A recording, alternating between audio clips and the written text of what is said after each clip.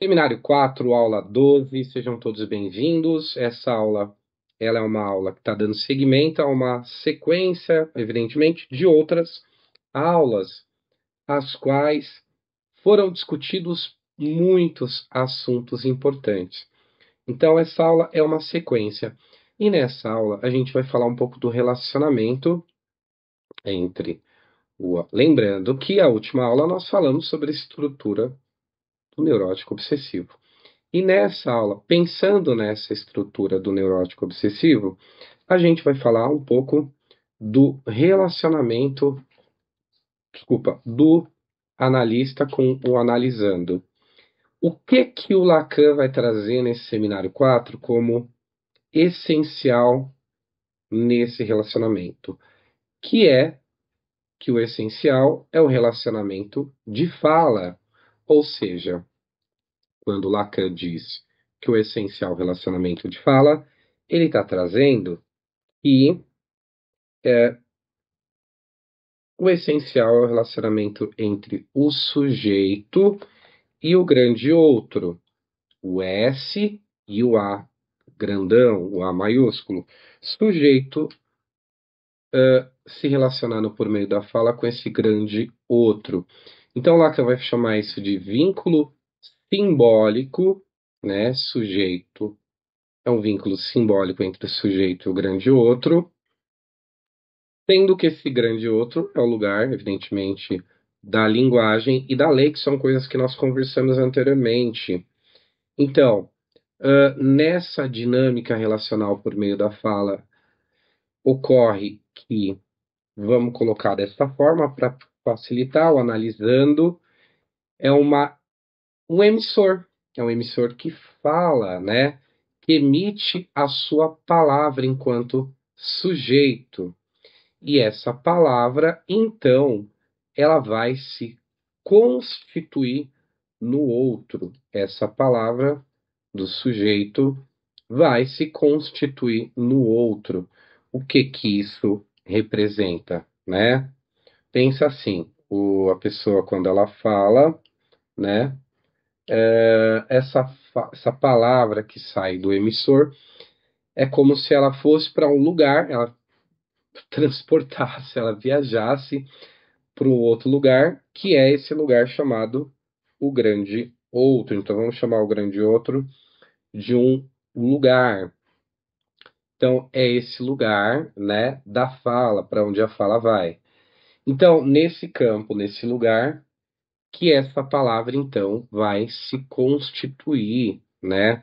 Ela, quando a gente fala que vai se constituir, é que ela vai assumir uma qualidade, ela vai se estabelecer, ela vai se compor. Então, essa palavra que está rolando vai passar por isso nesse lugar chamado grande outro, né?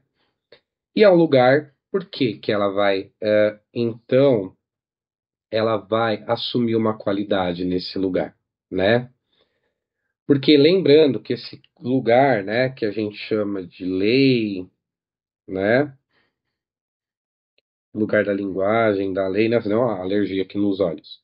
Esse lugar que a gente chama de linguagem, que a gente chama de lei, é de fato um lugar que vai produzir um ordenamento nessa palavra. Então, pensa assim, ordenamento, sabe, ordenamento jurídico, é o lugar, né, que cria essas coisas. Então, pensa no esse grande outro como esse lugar do ordenamento.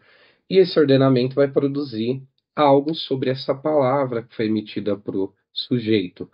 Por isso que essa palavra ela vai se constituir nesse lugar, esse grande outro, né?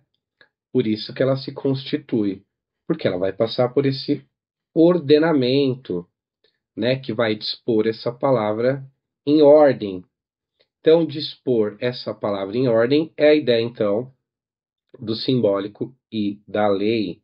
Dispor essa palavra em ordem vai dar um tratamento para essa palavra que sai da lei. Então, esse lugar vai dar esse tratamento. Estou simplificando aqui, claro, né? Então, é como se essa mensagem, mesmo que ela fosse sua, né? Ela voltasse para você, mas quando ela volta para você, ela volta estruturada, né? Ela ganha uma qualidade, né? Que o Lacan vai chamar de qualidade de discurso. Então, quando a gente fala que o sujeito emite sua palavra, que ela se constitui no outro, a gente está falando disso, né? Dessa da palavra assumir uma qualidade, ela voltar para você estruturada e ganhando uma nova qualidade, porque ela passou por esse ordenamento. Beleza? Show de bola até aqui? Bom, então ela vai retornar, só que esse retorno, né, após esse tratamento, quando ela volta para você, ela volta desconhecida, né? Segundo Lacan, ela vai voltar desconhecida. Ela retorna como a sua própria mensagem, porque inicialmente ela foi a sua mensagem, mas ela volta com esse tratamento, né? Então, esse tratamento, esse retorno, é o que vai falar que ela, por isso que fala que quando ela recebeu esse tratamento, esse retorno, a palavra, da palavra como mensagem, ela retorna então sobre essa forma de fala inconsciente. Então, você viu, palavra passou por esse ordenamento, retorno. E aí, o que era palavra volta como a sua própria mensagem, só que é o que o Lacan vai chamar de forma da fala inconsciente. Então, para ter essa forma de fala inconsciente, ela passa por todo esse tratamento, né? E aí, evidentemente, por isso que o Lacan fala que ela volta invertida e desconhecida. Passou por esse tratamento. Então, para você, é desconhecido, né? E aí, essa mensagem ela vai ser articulada dentro dos significantes do seu próprio discurso, né? Você vai articular então com seus significantes, né? Na verdade, nesse tratamento, nesse ordenamento, o analista, quando recebe essa fala do sujeito, ele vai articular essa fala, só que ele vai articular dentro dos significantes, né, do próprio discurso do analisando, né? Então ele não vai introduzir e também não vai retirar nada, né? Isso que é a posição esvaziada do analista, quando diz que o analista ele se esvazia desse imaginário, né? É, no final das contas, articular dentro dos significantes do discurso do sujeito, e aí você não introduz, você não retira nada. E aí, quando o analista faz isso, está se esvaziando desse imaginário, está operando dentro desse discurso, né, dos significantes do próprio discurso do sujeito, do analisando, o que que o analista está fazendo? Ele está operando, né, dentro de duas leis, de leis importantes, né, que são as próprias leis do significante, que é a metáfora e a metonímia. Então, a metáfora e a metonímia, inclusive, são as formas das quais a forma pela qual o inconsciente funciona e tal. Então, quando fala que você opera dentro dessa lei do inconsciente, é porque o analista está se apropriando dessa própria lei, né? E por isso que a própria mensagem, né, ela retorna a sua própria mensagem, a mensagem do analisando, ela retorna depois desse tratamento sob forma de fala inconsciente, porque o analista ele operou, né, quando ele está articulando dentro dos significantes do analisando, ele operou dentro dessas leis, né? É como se fosse um tratamento, entre aspas, puro, né? Descontaminado do imaginário, que é a lei da metáfora e da metonímia, né? E quando fala leis do significante, é isso, metáfora e metonímia. Isso para poder revelar aquilo que o analisando desconhece, a verdade que o analisando desconhece, que a gente vai discutir mais para frente também. Muita coisa, galera, muita coisa para a gente conversar, né? Muita coisa bacana, tá bom? Beleza? Vamos ver o que mais aqui. Conhecida, né? Ah,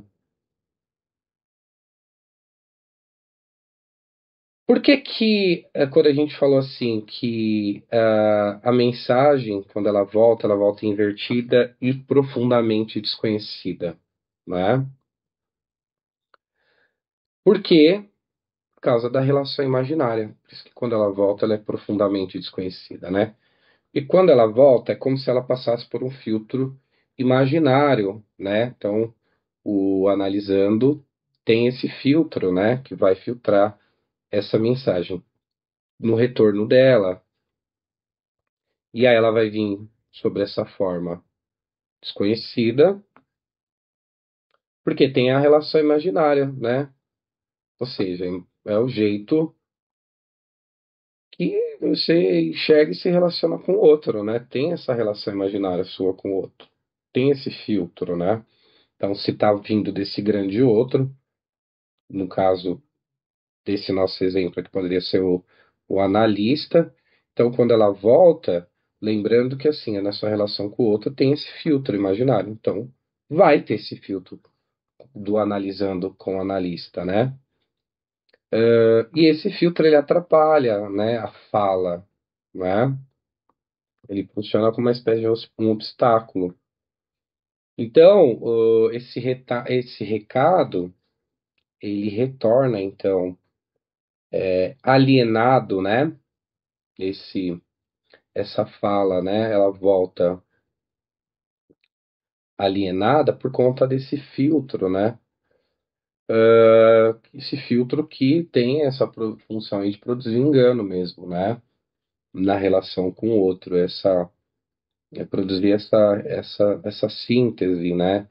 Essa unidade com o outro, né?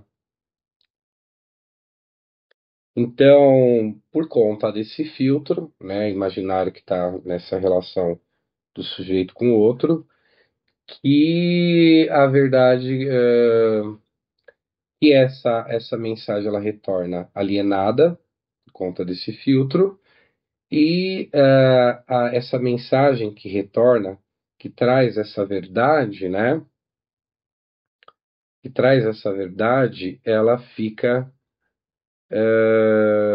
interrompida por esse filtro imaginário, então. O que vai impedir, então, que você veja, claro, a mensagem por completo, tá? Tranquilo, vamos, a gente vai conversar muito sobre isso em várias aulas, tá bom? Mas acho que deu para ter uma ideia aqui, né? Certo? Então, a relação imaginária, né? Lembra lá a gente falou nas aulas anteriores, o azinho, poazinho, né? Quando a gente fala isso entre um eu e o outro, meu eu, e o outro pequeno, só que não é esse grande outro, né? Esse lugar do ordenamento, é o outro pequeno mesmo, né? Essa relação dual. Então vai ter esse filtro, esse obstáculo, que lá que vai chamar de chaga, que é essa chaga, esse filtro que pega essa mensagem do outro de forma, retarda, e aí meio que captura essa mensagem simbólica, né? Que está retornando para você. Então a mensagem ela vai para o analista e volta como inconsciente. Nesse retorno, então, que o imaginário ele vai entrar em cena, né? E vai contaminar, e por isso que fala que o analisando desconhece a verdade do seu desejo, por conta desse filtro, né? E aí essa questão da verdade do desejo, e até antecipando um pouco o próximo seminário, seminário 5, a verdade do desejo é que o desejo é o desejo do outro. É confuso, mas pra gente conversar, você vai ver que faz maior sentido no mundo. Sentido, eu digo assim,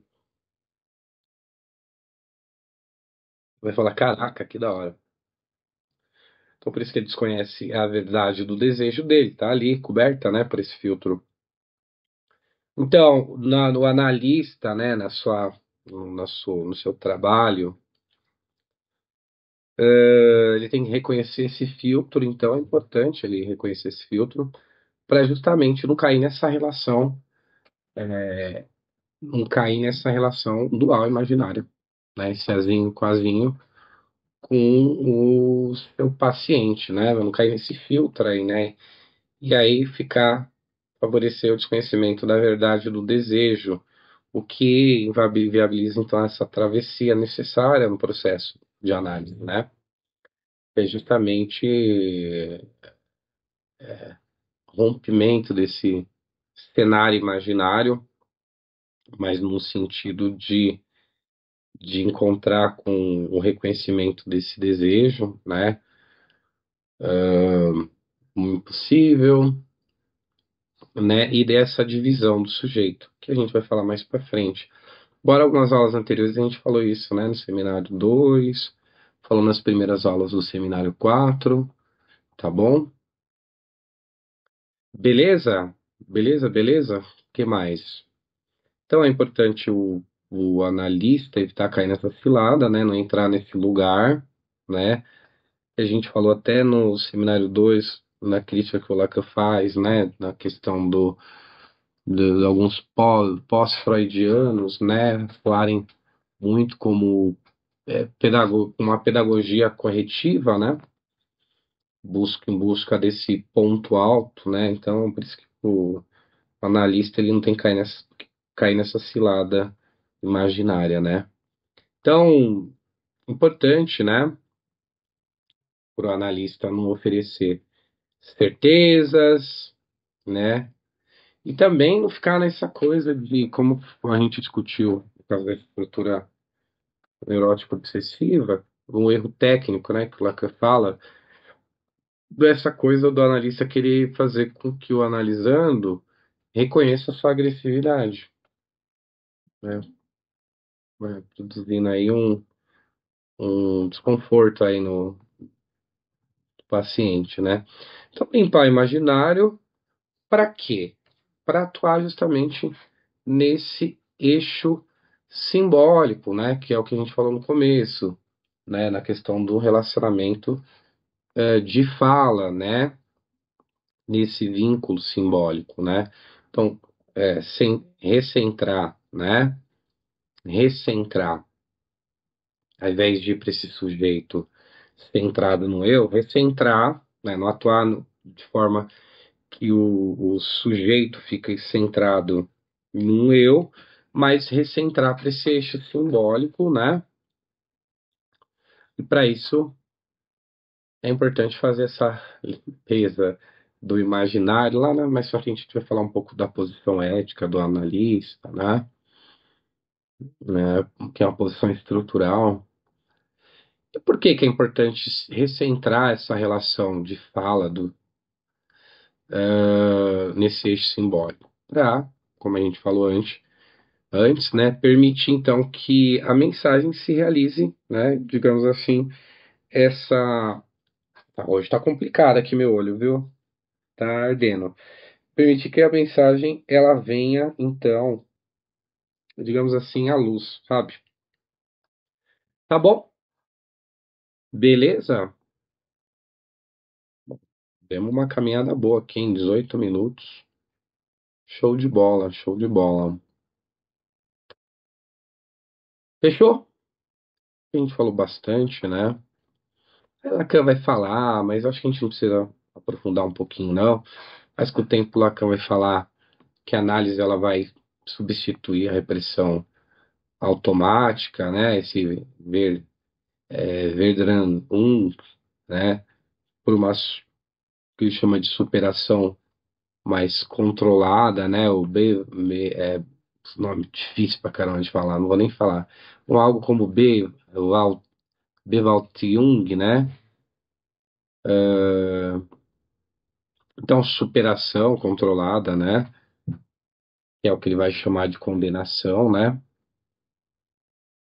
Então, condenação por Lacan é realizada pelo que ele chama de altas instâncias. Ele vai falar de mecanismos mentais superiores que conferem vantagem biológica, né? transforma o que era suprimido em algo conscientemente enfrentado, integrado, né? Enfim, também rola isso no seminário 4, né? Então, né, quando esse analista, então, ele dá sentido, né? Dá sentido, isso por meio, quando ele consegue limpar um pouco esse imaginário, né? Filtrar esse imaginário, uh, dar o sentido de volta ao paciente, né? O paciente poder construir esse sentido. Então, quando volta para o paciente, né? Para a questão do significante, ele vai permitir que a mensagem que estava profundamente desconhecida, justamente por essa interrupção por essa interposição do imaginário, ela vem à tona.